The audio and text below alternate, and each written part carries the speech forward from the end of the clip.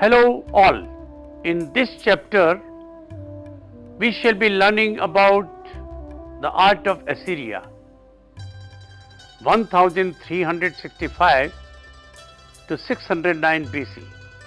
By the end of this chapter you will be able to acquaint yourself with Assyrian art in the larger context of art history.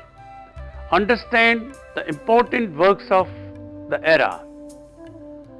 Know about the stylistic features of the movement.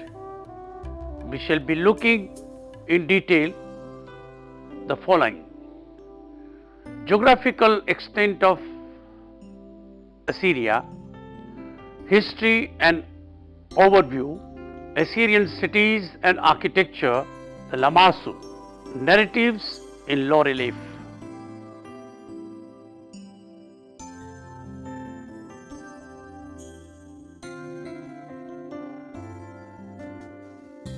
Let us look at the geographical extent of Assyria. It was a large empire of the ancient Near East, existing independently for a period of about 19 centuries, from 2500 BC to 609 BC. It spanned through the Bronze Age and the Late Iron Age. Later, for about 13 more centuries, it only existed as a geopolitical entity ruled by foreign rulers.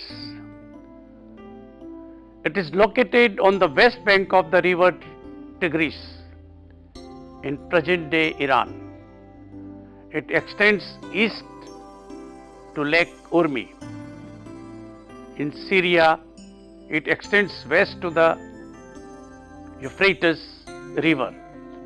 In Turkey, it extends north to Haran, Edessa, Diyarbakir and the Lake Van. And in Iraq, it extends to about 100 miles south of Kirkuk.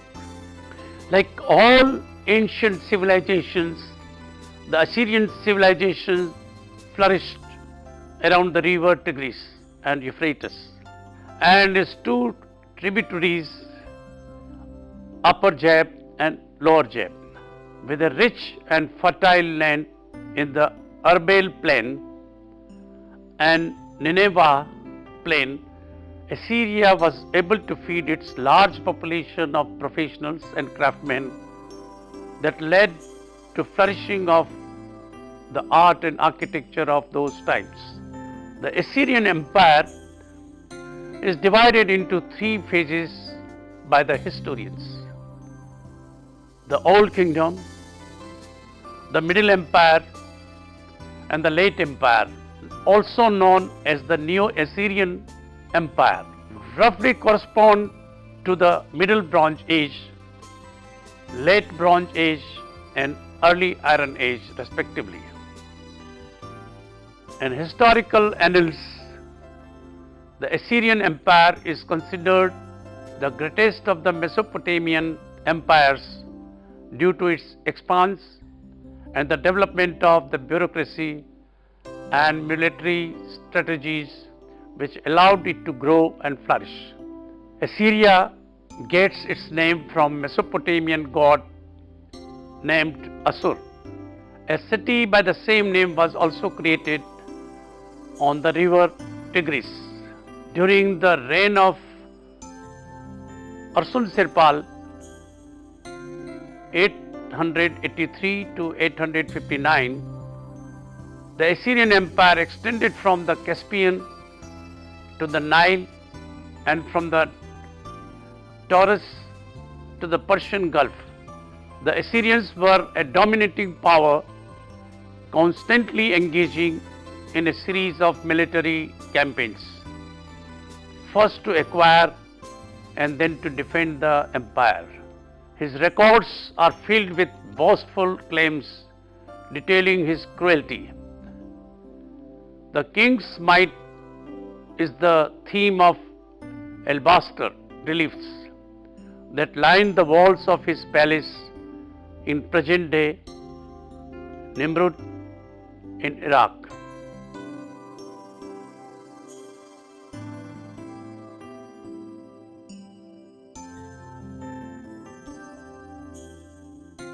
In this figure, Arsun Sirpal is shown at the back of a horse-drawn chariot, his bow and arrow aimed at the rearing lion.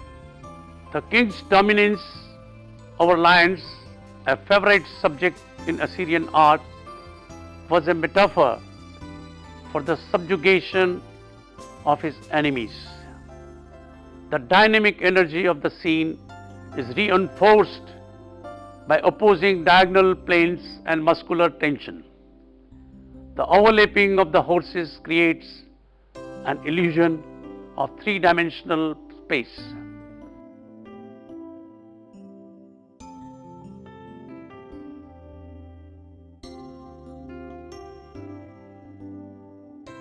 Also symbolizing the king's power were stone Lamassu, monumental divine Janil, who guarded palace entrances. Lamassu combine animal and human features. In this case, a bull's body and legs with a human head. The hair, beard and eyebrows are stylized, and the figure wears a cylindrical three-horned crown of divinity. Let us look at the broad historical events in Assyrian Empire.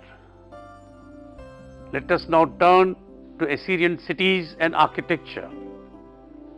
Assyria had four important cities throughout history: Ashur, Arbela, Nimrud and Nineveh. In these cities, the promotion of art and architecture was purely for the sake of demonstration. The promotion and glorification of Assyrian power and military strength. The architecture was public, official and propagandist to some extent. Assyrian cities were contained within the perimeters of massive walls using mud brick, the product of an aggressive society schooled in the psychology of war. The bases of these walls were faced with stone laps called orthostates, a unique feature of Assyrian architecture. The cities contained the palace complexes as well as temples and housing for the common people. The palaces were made like centers that were built to both impress and intimidate. Courts and rooms in the palaces were aligned diagonally so that one monumental space succeeded another of axis and leaded with Lamassu. Nowhere near as elaborate as the royal residences. Basic Assyrian homes were characterized by single stories and flat roofs and were also made of mud brick.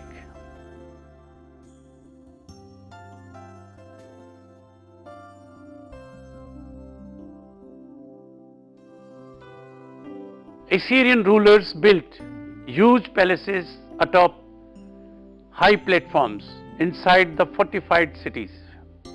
They decorated these palaces with shallow stone reliefs of battle and hunting scenes of Assyrian victories, including presentations of tribute to the kings and religious imagery. Here, in the figure, on the northwest side of a capital, a walled citadel or fortress straddled the city wall. Within a citadel, Sargon's palace complex stood on a raised fortified platform about 40 feet high, and demonstrates the use of art as political propaganda. Guarded by two towers, the palace complex was accessible only by a wide ramp leading up from an open square, around which the residences of important government and religious officials were clustered. Beyond the ramp was the main courtyard, with service buildings on the right and temples on the left. The heart of the palace, protected by a reinforced wall with only two small off-center doors, lay past the main courtyard. Within the inner compound was a second courtyard lined with narrative relief panels showing tribute bearers. Visitors would have waited to see the king in this courtyard that functioned as an audience hall, once granted access to the royal throne room. They would have passed through a stone gate flanked, like the other gates of citadel and palace, by colossal guardian figures, the Lamassus.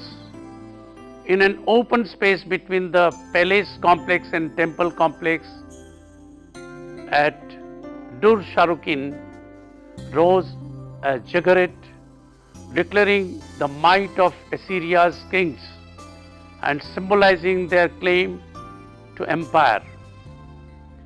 It probably had 7 levels, each about 18 feet high and painted a different color.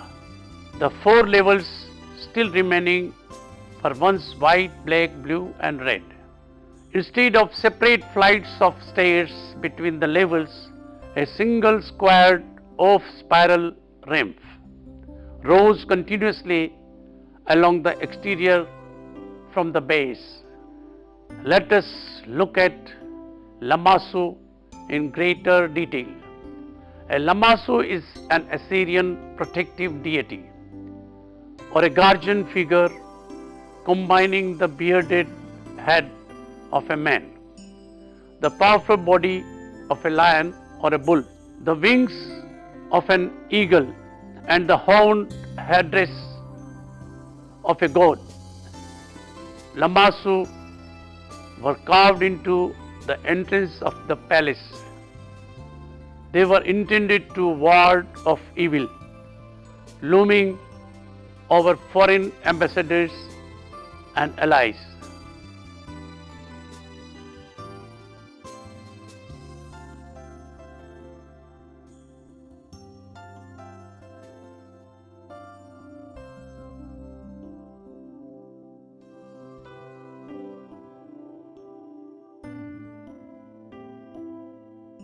In the figures here, minute detail due to Assyrian form can be seen in the curls of the beard of the human head, muscles and veins in the legs, and feathers in the wings.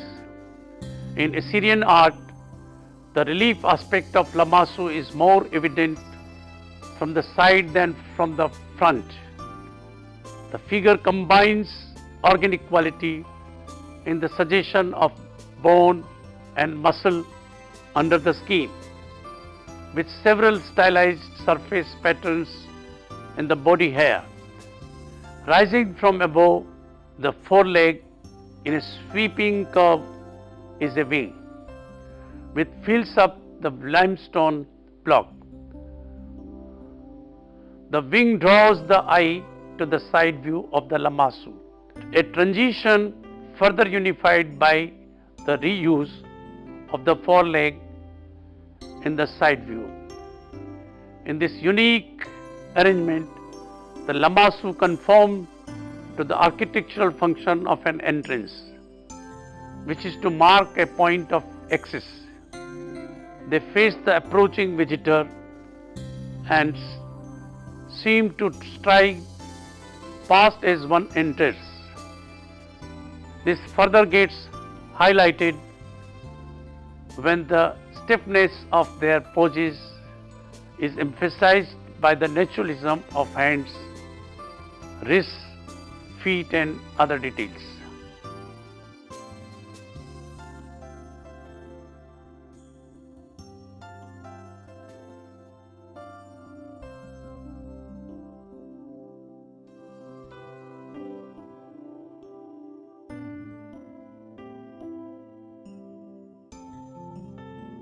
Let us now turn to narratives in low relief. The interior public reception rooms of Assyrian palaces were lined with large-scale carved limestone reliefs which offer beautiful and terrifying images of the power and the wealth of Assyrian kings, and some of the most beautiful and captivating images in all of ancient Near Eastern art. The use of figures was majorly restricted to the depiction of kings in scenes of slaughter and conquest. It was here that one of the earliest forms of narrative art begins to appear. With a lot of war stories as the major food for stories and a large lot of horizontal gypsum slabs, the sculptors gave expression to these narratives in an easily read, continuous narrative with one episode following the other. Over time, many new themes were included, mostly of war and violence. Some of the king in his leisure times. Let us discuss the features. The Assyrian sculptor excelled in telling a story clearly and with no superfluous details. His work was naturalistic and somewhat narrow in its scope, but it was greatly varied in its detail. You will also see that the images are not projected on the wall, but emerge out of the background. The background is an important part of each. All figures are in the same size, whether in the foreground or far away. The king is treated specially not through size, but through a prominent place in the visual, often at the edge of a scene, towards which he looks and aims his bow, and by the blank area surrounding him and his personal attendants like an aura. Figures are usually in profile, like in the Egyptian style. All other superfluous details are omitted. The figures were also arranged on a single plane, except where two figures were shown standing side by side, one immediately behind the other. When an action was depicted which necessitated the deployment of several lines of men, the lines were placed one over the other in profile, their grouping being in plan. In this image, one will see a nearly realistic rendering of figures in space. While this relief must be read as a map with officer and scribes in the center, the hooves of the cattle in the upper right hand corner hints at perspective. There was a sympathy with animal life that went far to redeem the hardness and rigidity of the style. The lions and the lionesses, in response and action, bounding to the attack or in their last agonies, the feeling, prancing, kicking, wildnesses, the horses stretching themselves in fleet course with quivering nostrils are given with wonderful naturalness and artistic sense. They are full of life and of true plastic simplicity. The reality is so great that one can scientifically identify many breeds of birds and animals from the sculptures. With plants, trees and flowers, the sculptor had far less success, as his material was less suited to their representation in the low relief, which was his only method of modeling. The court sculptor, in true Oriental style, gives all the credit to the royal prowess while depicting the war. The king is central figure in the march and in the stricken field. The camp, grooming of horses, cooking of rations, the establishment of tentes de pont, the proprietary offerings on the march, the setting up of commemorative stelae as the army passes along after victory. We see all the details of the attack on the walled city. The archers firing from behind skin-covered shields.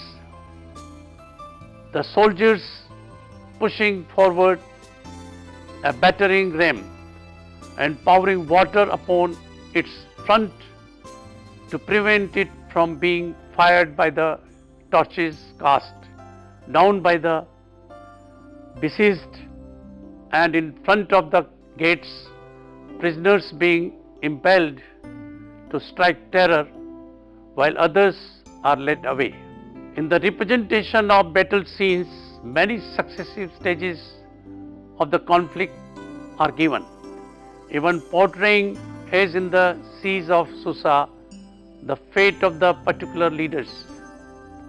Then follow the submission of the vanquished, the presentation of tribute, and the soldiers bringing in the heads of slain enemies to be counted. One of the accomplishments Ashurbanipal was most proud of was the total destruction of the city of Susa. Let me show you some of the beautiful images of Assyrian art from the Metropolitan Museum of Art.